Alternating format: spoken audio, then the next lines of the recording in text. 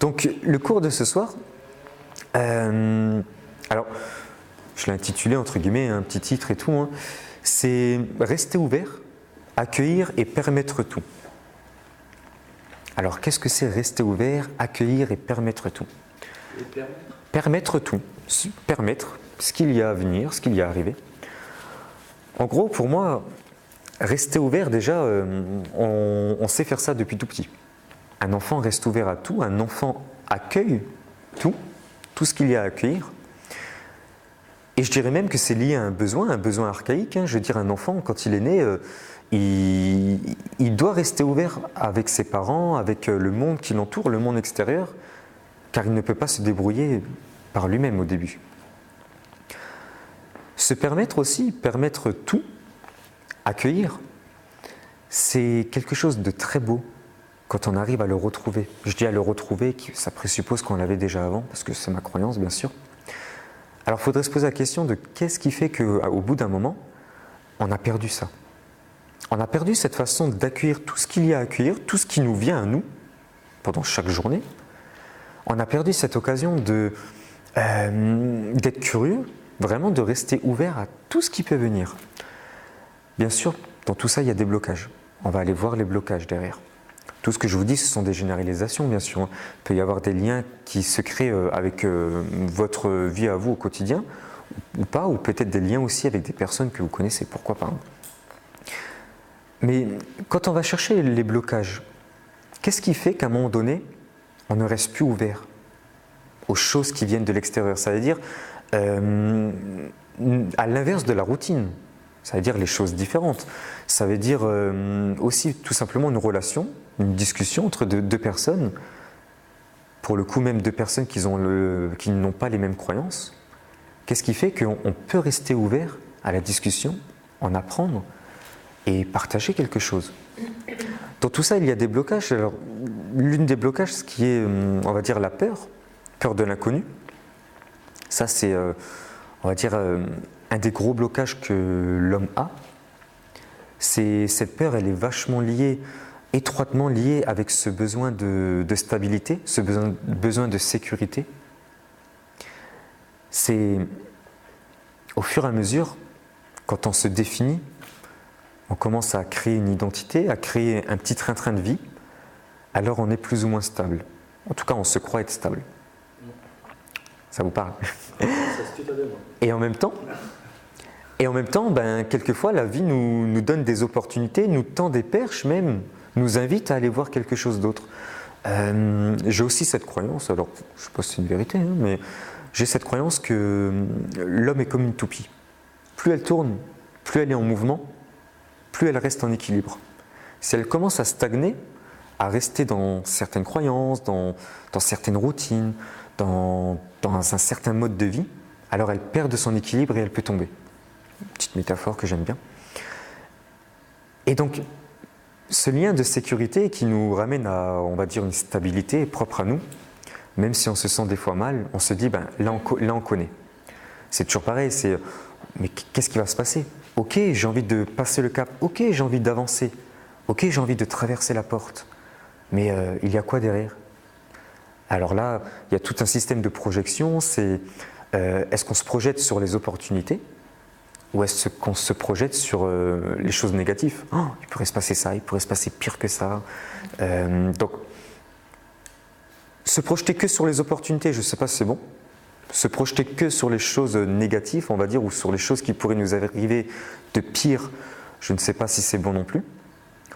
Peut-être qu'il y aurait un entre-deux à voir avec. Peut-être qu'on a vraiment ce besoin de mouvement, de liberté, mais toujours à garder une petite notion de sécurité avec. Pourquoi pas? Ça, c'est des questions que vous pouvez vous poser par vous-même et que vous pouvez regarder qu'est-ce qui résonne en vous, hein, bien sûr. Je pense qu'il y a aussi d'autres blocages.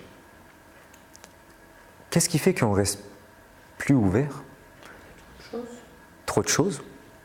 Alors ça, c'est très beau ce que vous dites parce que j'ai vraiment cette image que pour moi, la thérapie, c'est une personne qui arrive avec plein de choses et que finalement, on a juste à enlever le surplus.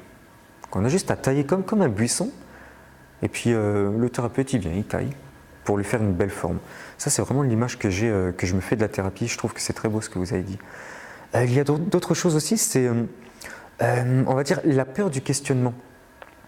Ce qui veut dire que si je reste ouvert, si je permets les choses, ça veut dire que je vais aussi me remettre en question. Ça veut dire que je risque aussi de me décaler de cette routine.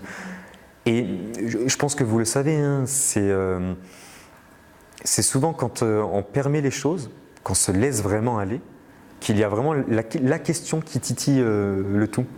Parce que l'homme, il est fait comme ça, on est très très fort pour esquiver, on va dire, les questions fondamentales, pour esquiver ces questions qui ont un lien émotionnel, bien sûr. On est très fort pour ça. Et c'est souvent arrivé à un moment où on laisse juste les choses venir, comme un enfant. On accueille. On n'a pas de jugement. Ça vient. Ce qui ne veut pas dire qu'on va l'adopter.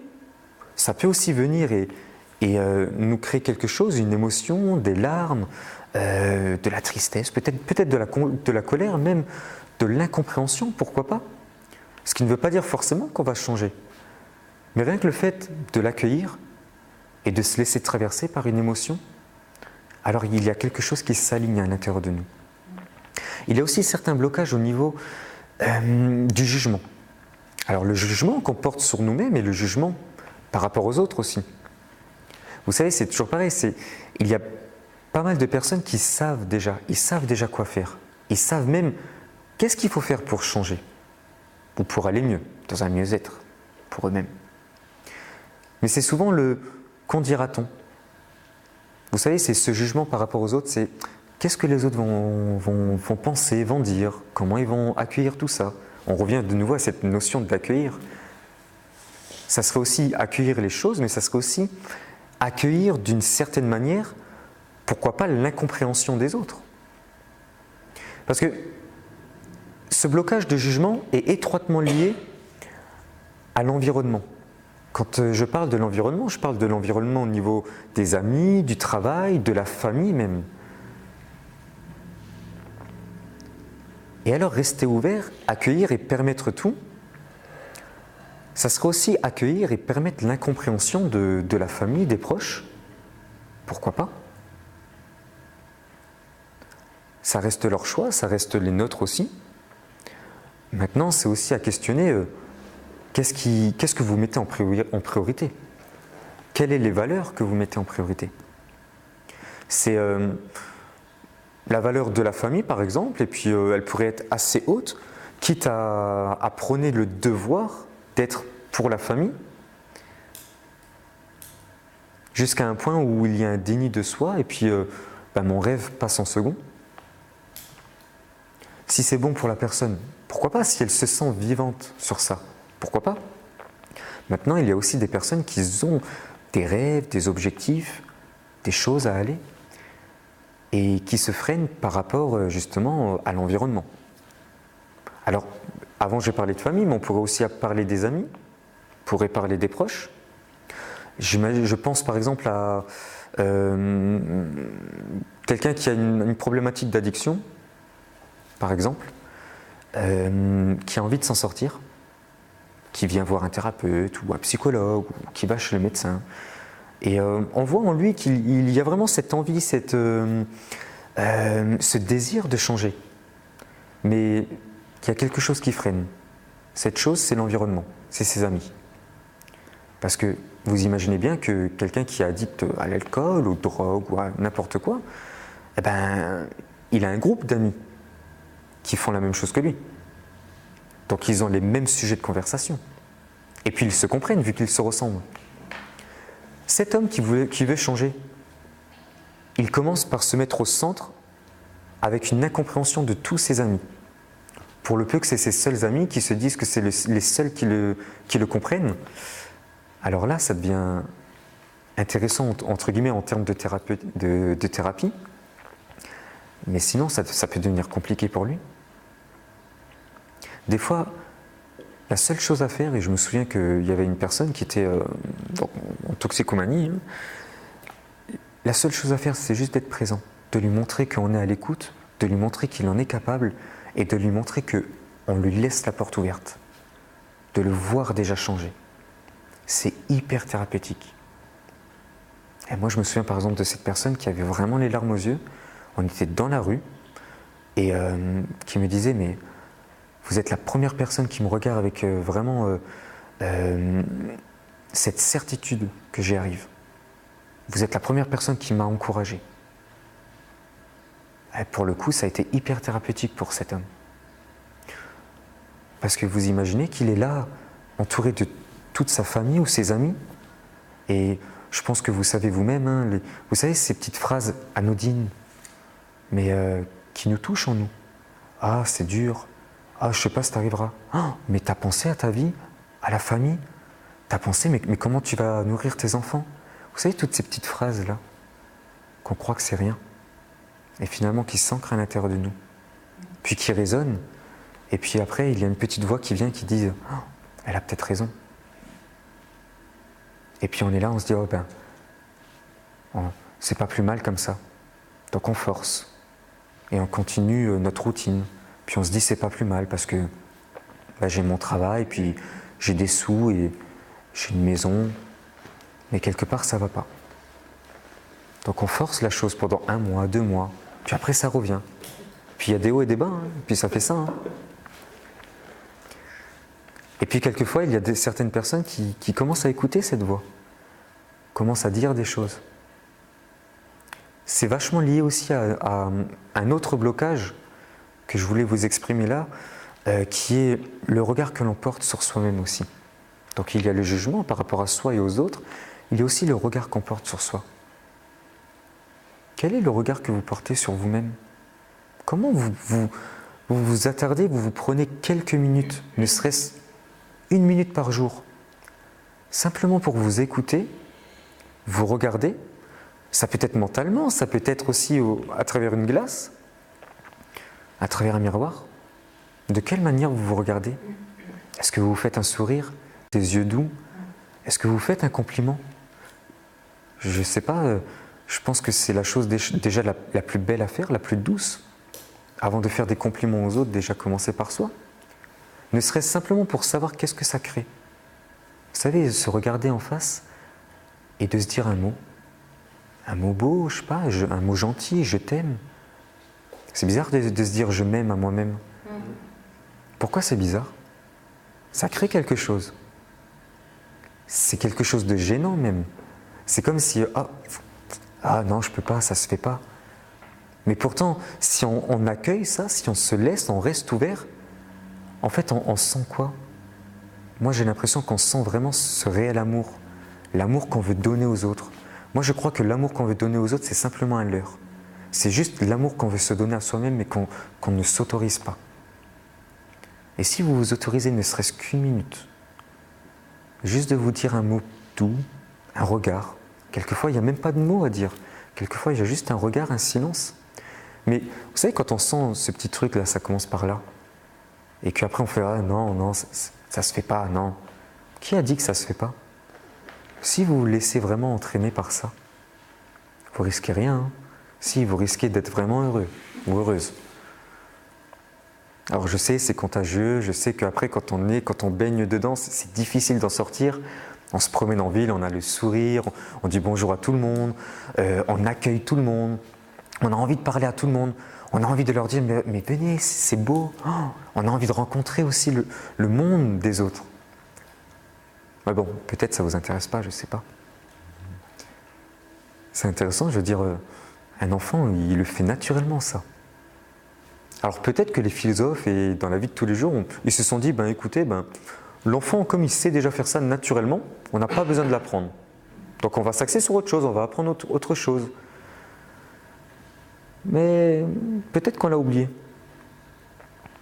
J'ai un collègue à moi qui une fois m'avait dit une phrase qui était très belle, très douce aussi. Il disait, moi je pense qu'on est tous nés thérapeutes. Il y en a certaines et certains qui s'en souviennent, et d'autres non. Et j'adopte vachement cette croyance. Je trouve que c'est déjà très beau. Et quoi de plus thérapeutique qu'un enfant? Maintenant, pour en revenir, avant de faire ce travail ensemble, Donc de nouveau, il y aura une mise en transe, hein, une mise sous hypnose. Et on va se permettre d'accueillir les choses. Tout à l'heure, vous allez vous permettre simplement de vous regarder de l'extérieur. Alors, terme technique, hein, c'est une dissociation tout simplement, se regarder de l'extérieur. Pourquoi se regarder de l'extérieur? Parce que quand on est dissocié, donc on est déjà un peu plus éloigné par rapport aux émotions. Et ça va être juste l'occasion là pour vous de simplement laisser faire. Une fois que vous serez dans cette dissociation, que vous allez juste vous voir de l'extérieur, juste l'idée de laisser et d'accueillir. Et ça peut être accueillir des choses même loufoques, des choses même incompréhensibles. Pourquoi pas? Ça peut être des choses désagréables, on va dire des choses qui nous déstabilisent un peu. Quand j'appelle désagréable, c'est, vous savez, toujours le petit truc qui va titiller sur notre vie de là maintenant. De toute façon, j'ai la croyance que... Il y a beaucoup de croyances aujourd'hui, hein. Mais bon, je vous partage mes croyances en même temps, c'est pour ça. J'ai la croyance que notre inconscient déjà, il sait faire les choses.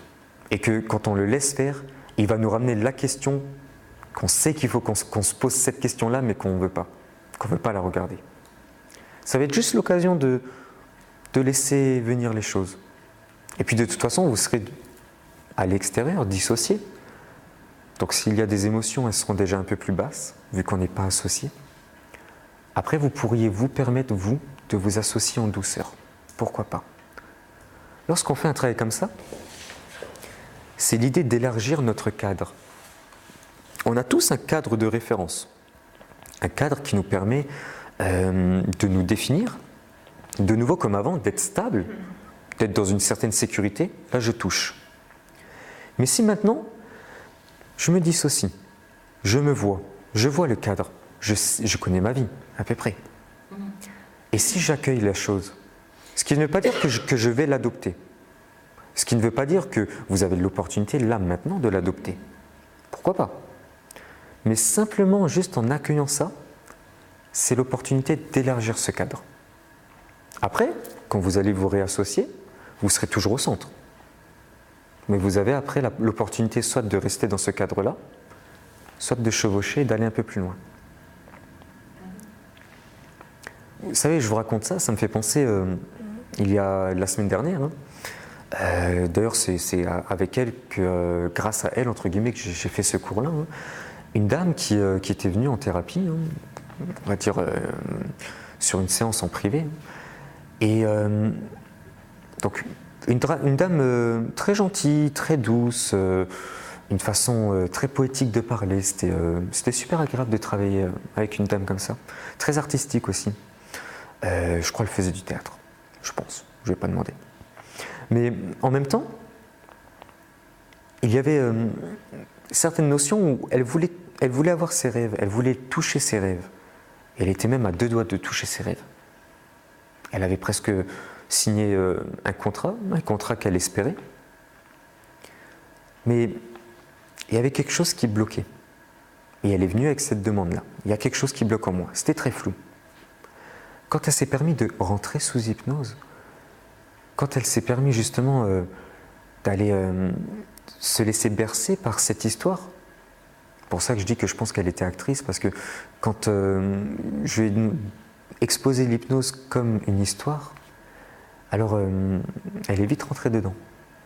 Elle s'est vite raconté une histoire. Elle était assise, comme vous, non? Et j'étais en face d'elle, en train de lui raconter quelque chose. Puis peut-être que les mots commençaient à la focaliser sur quelque chose. Peut-être que les mots lui ont parlé d'une certaine manière. Je ne peux jamais savoir comment les mots vous parlent et vous ramènent dans cet état-là. Et puis au bout d'un moment, c'était comme si les mots n'étaient plus là. C'était comme si les mots formaient une mélodie. Cette mélodie la ramenait encore un peu plus dans cet état. Alors elle décrivait cet état d'hypnose comme un état de recentrage. Elle voyait les choses en couleur. Alors c'était comme si elle se voyait à l'extérieur, assise sur un fauteuil et illuminée d'une couleur. Pour elle, c'était du jaune. Elle se voyait comme illuminée d'une couleur jaune.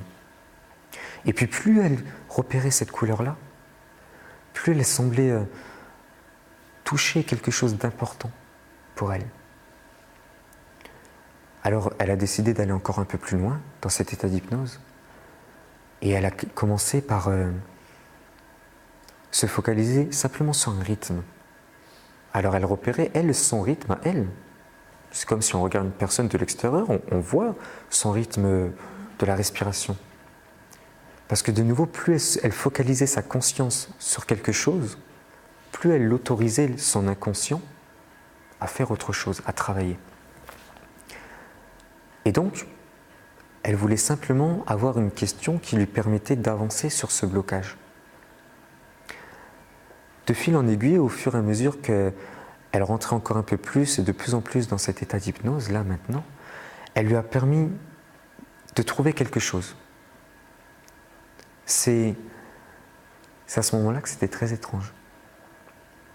Parce que cette dame-là, elle avait l'opportunité juste de toucher à son rêve, à son objectif, à ce qu'elle voulait exactement. Et en même temps, de l'autre côté, eh ben, ça demandait certaines conséquences.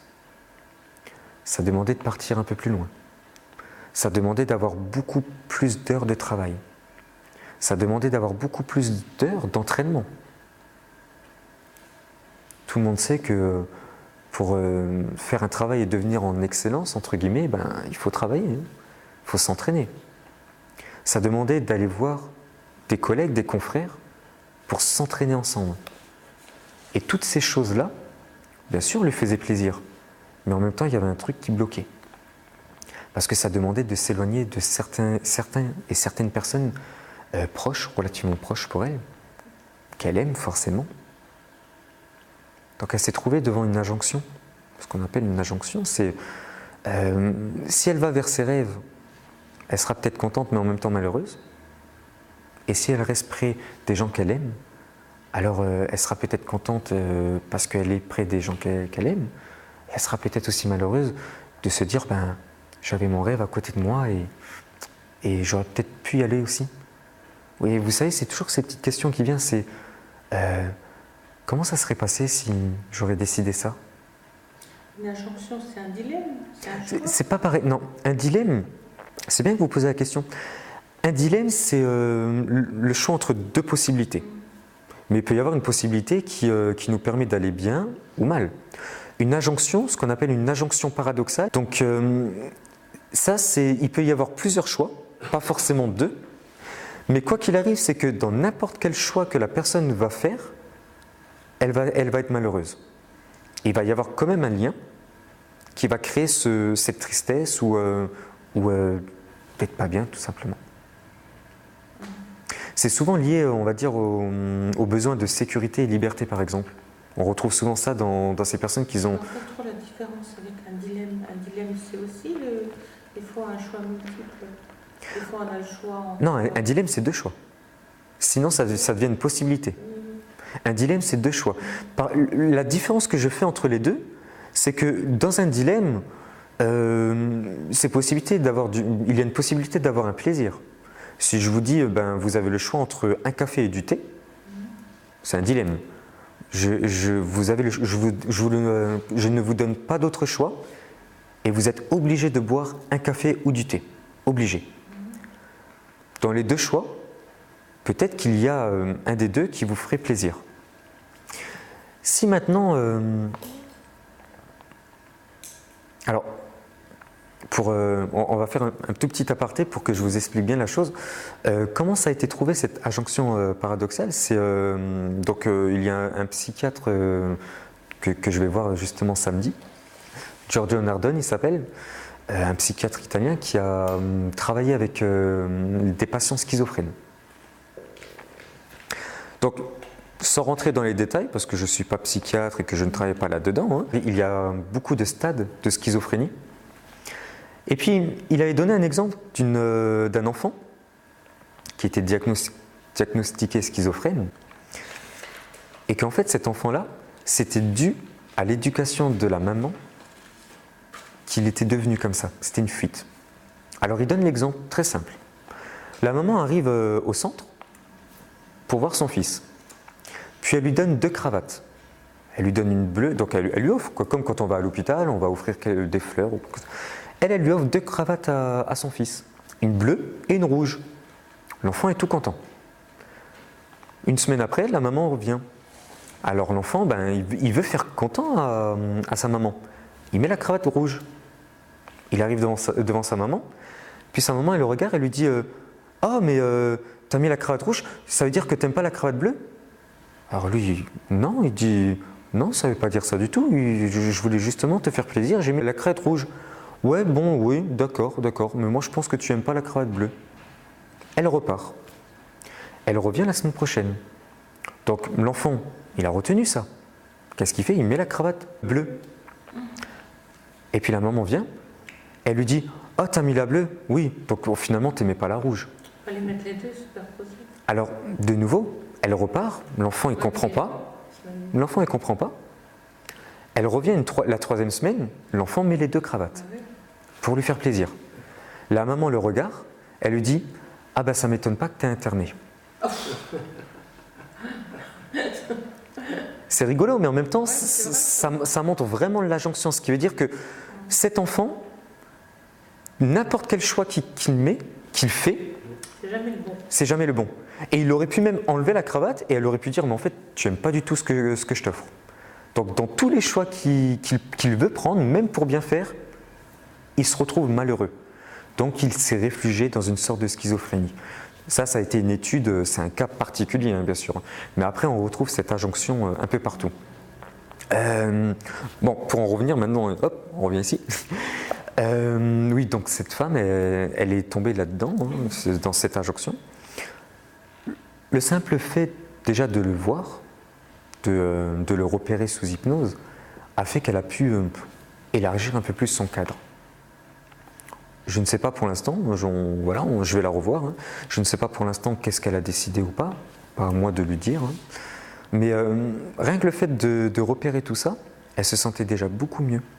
Elle m'a envoyé un message entre-temps, elle me dit que sa vie au quotidien était déjà bien plus léger. Au début, elle se sentait oppressée, stressée, comme s'il y avait une épée derrière son dos. Elle ne savait pas quoi faire. Maintenant, elle me dit, je ne sais toujours pas quoi faire, mais je me sens un peu mieux. Puis j'ai l'impression que tout doucement, ça va me porter. C'est un choix professionnel, je veux dire. Voilà. Peut-être. Ça peut être professionnel, ça peut être aussi un choix affectif. Si elle choisit de rester avec les gens qu'elle aime et son environnement, pourquoi pas, si elle se sent bien. En aucun cas, moi en tout cas dans ma manière de faire, en aucun cas je lui dirais ah ben non, tu devrais faire ça, mais tu imagines, ta vie, tu vas peut-être la louper dans 15 ans. Ah, c'est horrible de faire ça à une personne. Pour le moment, elle se sent dans ce besoin d'être avec sa famille. On peut imaginer 50 000 contextes. Imaginez que maintenant, elle choisit d'aller faire son rêve, mais que c'est justement sa famille, son environnement, ses proches, son moteur principal. Elle va s'éloigner, elle va même dans des autres pays, et puis là, elle se retrouve comme ça, à plus rien faire. Pourquoi? Parce que justement, l'environnement, c'était son moteur. Tout est possible, je ne sais pas. Hein. Vous comprenez comme quoi le jugement, c'est... faut très vite s'en éloigner. Alors, est-ce qu'on peut ne pas avoir de jugement complètement? Je ne sais pas. C'est une question que je me pose encore. J'imagine que dans toute parole, par exemple dans tout ce que je vous dis, il y a certains jugements aussi, déjà de ma part, il y a certaines croyances. Une croyance porte un jugement, bien sûr. Mais l'idée, c'est d'aller déjà le moins possible à influencer la réponse de la personne. Quand vous dites que les enfants, ils n'ont pas de jugement, ils ont quand même un jugement, parce que souvent ils disent... ils disent à une personne, oh, ça ne me plaît pas, ou ils arrivent quand même à émettre des jugements. Oui.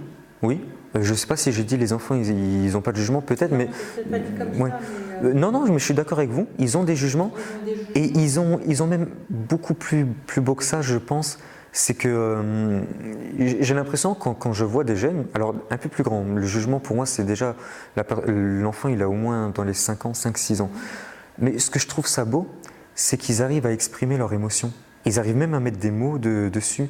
Alors, à moins que je côtoie des enfants auxquels ils ont une éducation particulière, peut-être, je ne sais pas. Mais j'ai vraiment l'impression que l'enfant n'a pas de mal à exprimer ses émotions. Et j'imagine que ça permet de vivre aussi les choses. Vous savez, hein, si on fait un petit aparté sur la biologie de l'être humain, quand je suis stressé, j'ai la respiration qui coupe. J'ai une circulation qui est déjà saccadée. Quand je suis en colère, j'ai les veines qui montent et tout. Donc, on repère que les émotions créent quelque chose au niveau de notre horloge interne. De là jusqu'à dire que c'est nos émotions, notre pensée qui créent des maladies, il y a beaucoup de recherches pour. Il n'y a pas encore de certitude, donc je ne sais pas. Je ne vais pas vous dire que c'est une certitude tant que ça n'a pas été prouvé.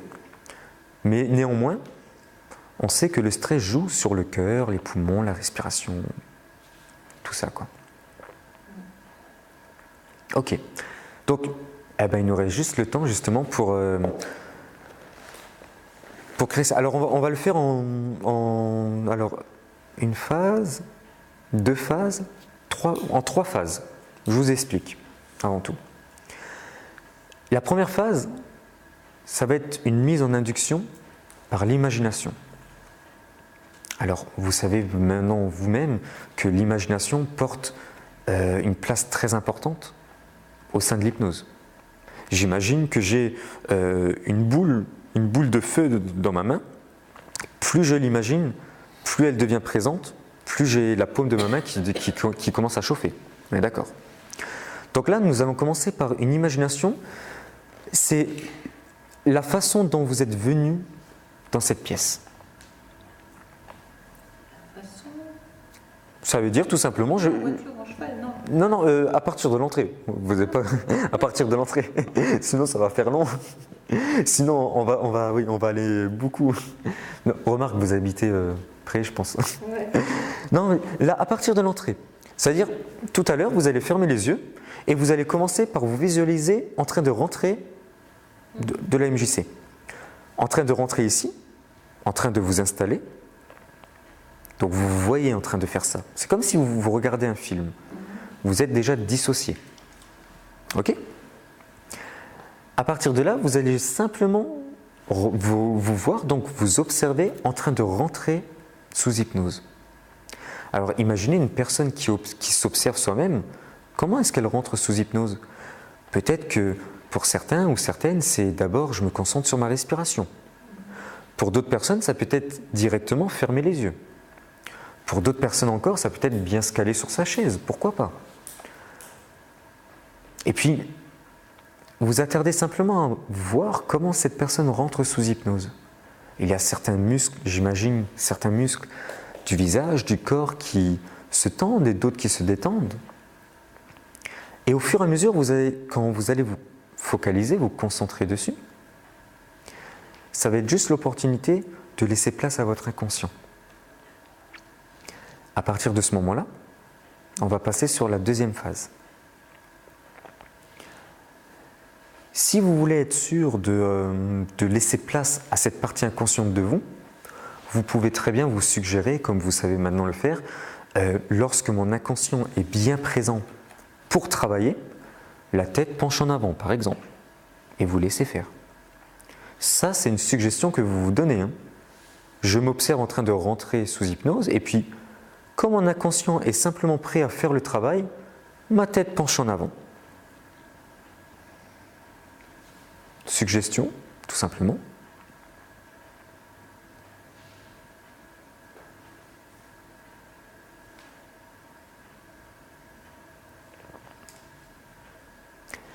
La deuxième phase, ça va être juste de laisser faire.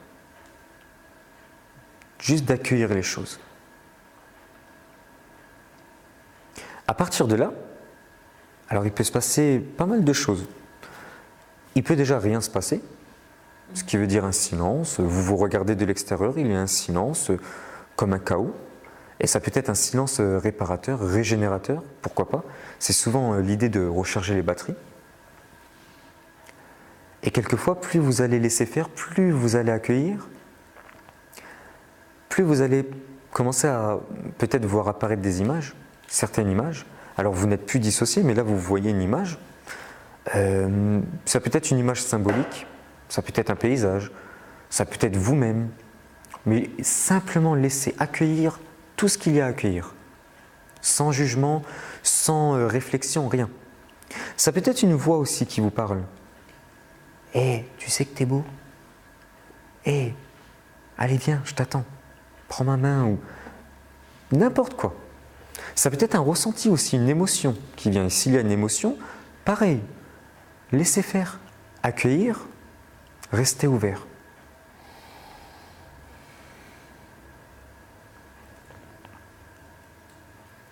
À partir de là, alors il y a deux notions.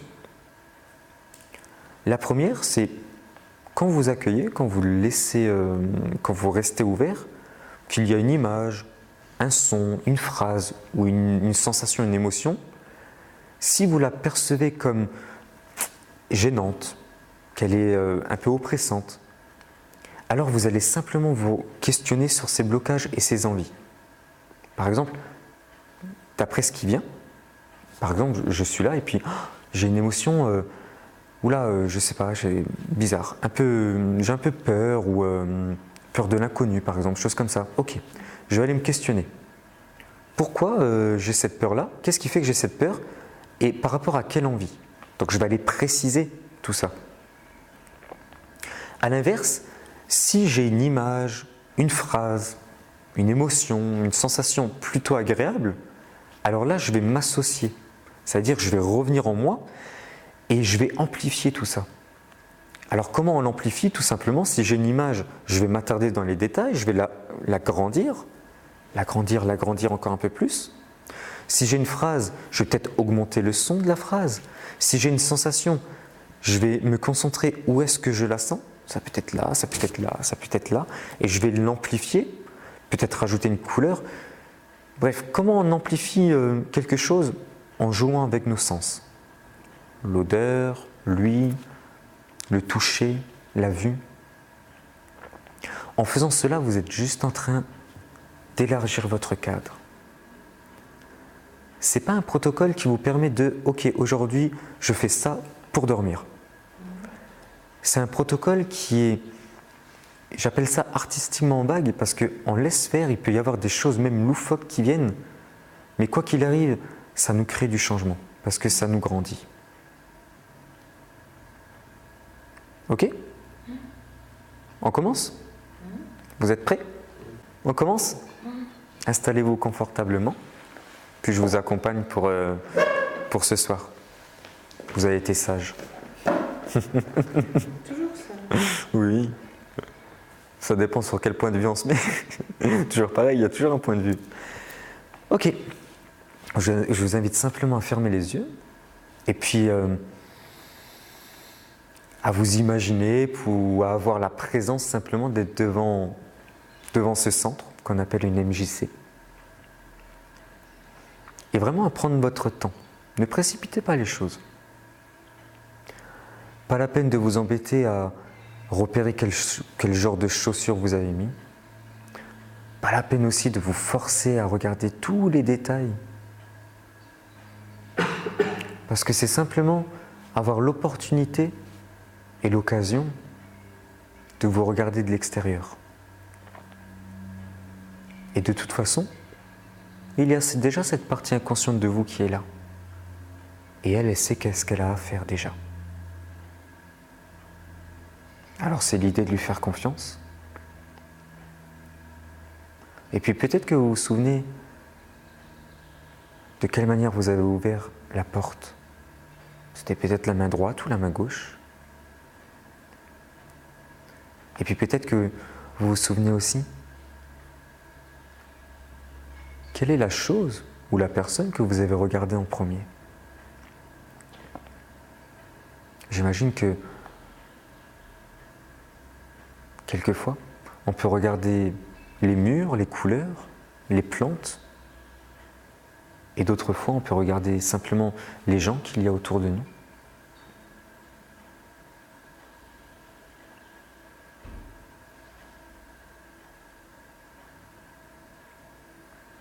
Puis, peu à peu, vous allez vous diriger au bout de la deuxième porte.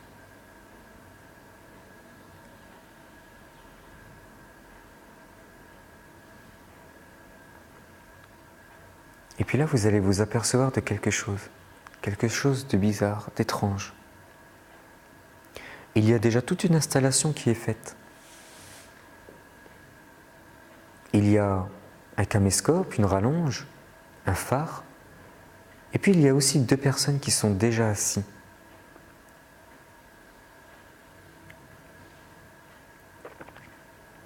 Un homme à ma gauche, une femme à ma droite, et puis vu que vous rentrez de l'autre porte, l'homme est à votre droite, la femme est à votre gauche. Et c'est intéressant de les voir juste de l'arrière. Et comment juste cela vous permet de laisser place, de laisser cours à cette partie inconsciente de vous. Alors peut-être que vous avez remarqué que à l'une des personnes, on peut apercevoir ses oreilles vues de l'arrière.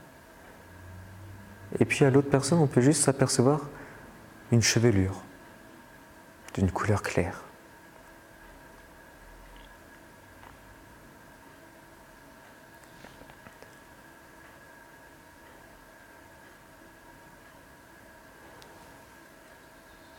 Alors c'est l'idée simplement de faire le tour de votre propre personnalité.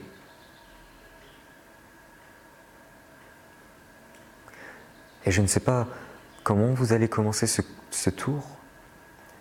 Est-ce que vous allez commencer par tourner vers la gauche ou vers la droite? Sur quelle partie de votre corps à vous-même vous allez vous attarder?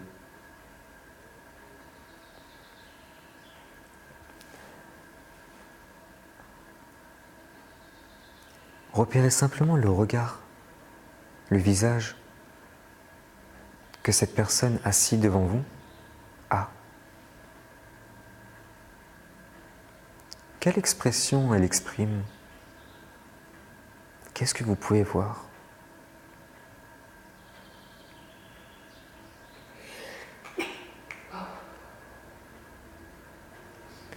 Et puis peu à peu, c'est s'attarder à regarder comment celle-ci peut juste se permettre de rentrer dans une expérience, de rentrer sous hypnose. Alors j'aimerais que vous soyez juste curieux et curieuse.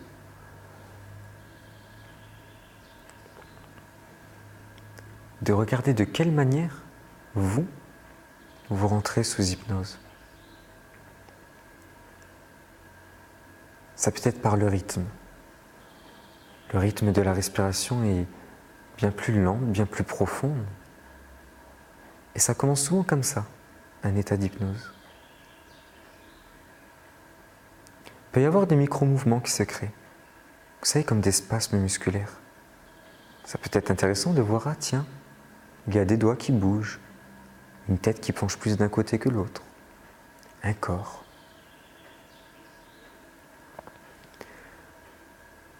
Et puis c'est souvent étrange quand on se focalise simplement sur le visage. Alors il y a souvent l'idée que certains muscles se détendent. Un peu comme les muscles entre les sourcils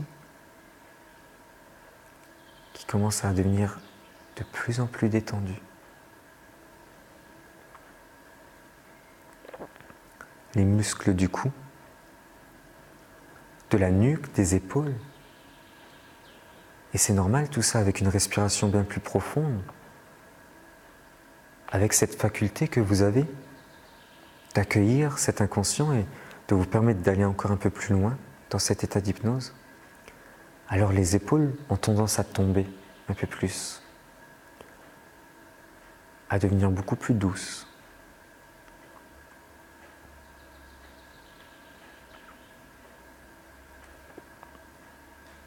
Et vous allez simplement vous attarder à vous placer juste devant vous-même, devant cette personne si importante là, devant vous. Et cette fois-ci, à présent,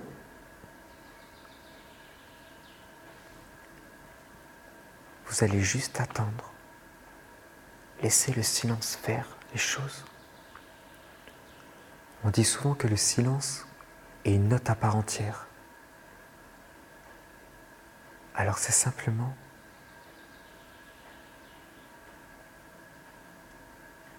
là maintenant, vous donnez l'opportunité de rester juste ouvert et ouverte, d'accueillir juste tout ce qu'il y a à accueillir, tout en silence. Lorsque votre inconscience est prêt, il vous ramènera juste ce qui lui considère bon de vous ramener là maintenant. Et ça peut être n'importe quoi. Et je vous demande juste de l'accueillir, de laisser juste venir les choses.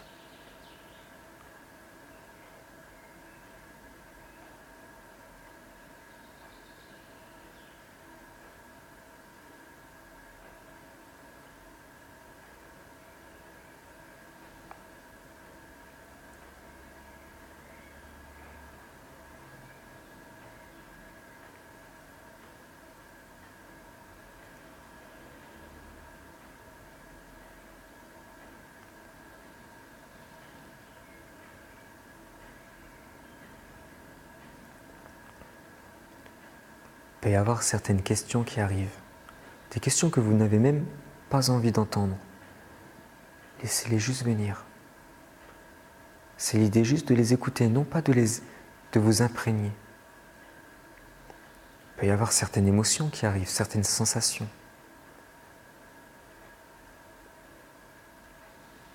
Laissez-les juste passer son chemin.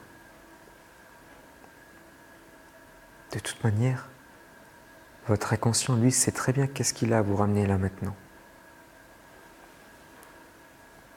Qu'est-ce qui fait que le soir, cet inconscient décide de vous faire tel ou tel rêve, décide de vous donner telle ou telle réflexion?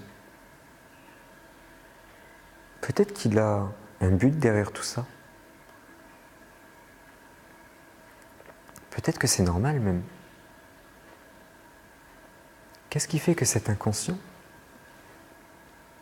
des fois, nous procure certaines émotions ou du stress, des fois de la peur, certains blocages aussi. Et peut-être qu'il a aussi une bonne raison de nous faire ça.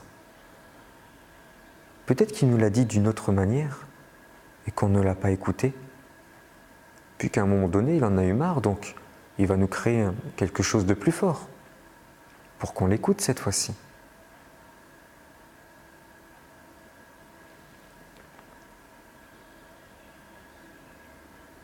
Mais bien sûr, ce n'est pas l'idée de vous embêter à changer là maintenant, tout de suite.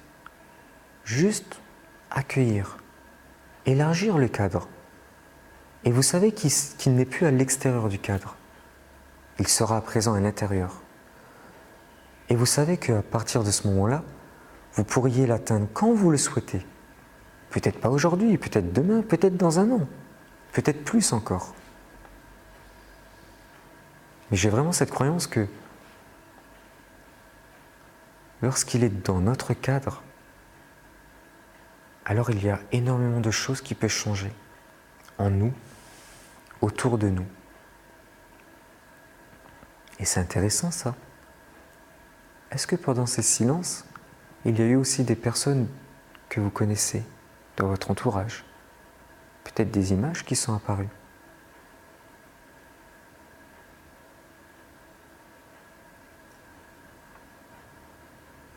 Qu'est-ce qui fait qu'elles sont là? Qu'est-ce qu'elle dit de beau aussi sur vous?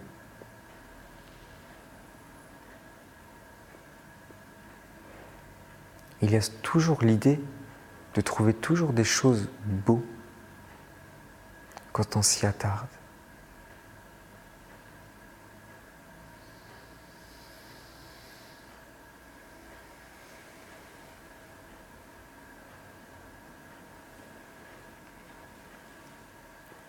Et c'est fou comme des fois, on se laisse emporter quelque part, le corps bouge, et on reprend conscience simplement que, oh, le corps n'était plus au même endroit.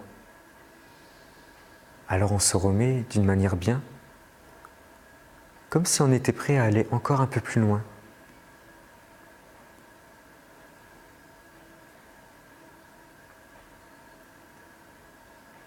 Comme si on se permettait d'aller bien plus loin que ce silence.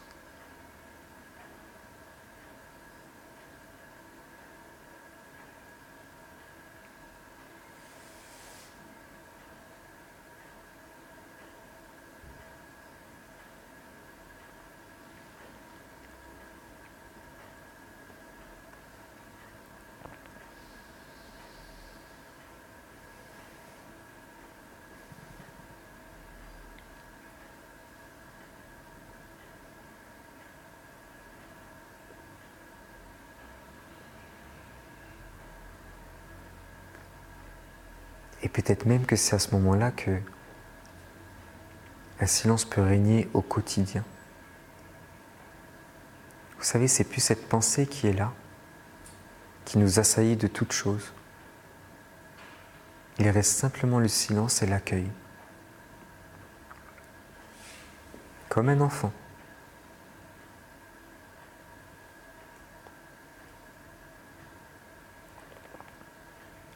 Alors si c'est agréable pour vous, c'est juste l'idée d'amplifier tout ça.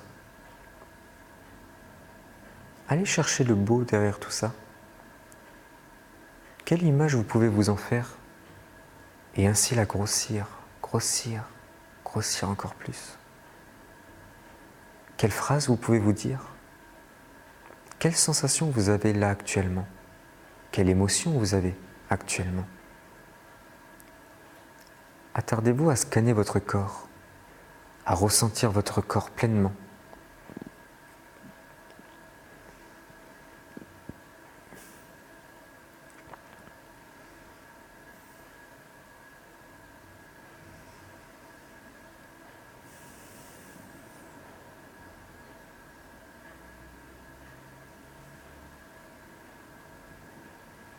C'est ressentir sa respiration d'une autre manière. Ressentir peut-être ses pensées, son visage, son corps d'une autre manière.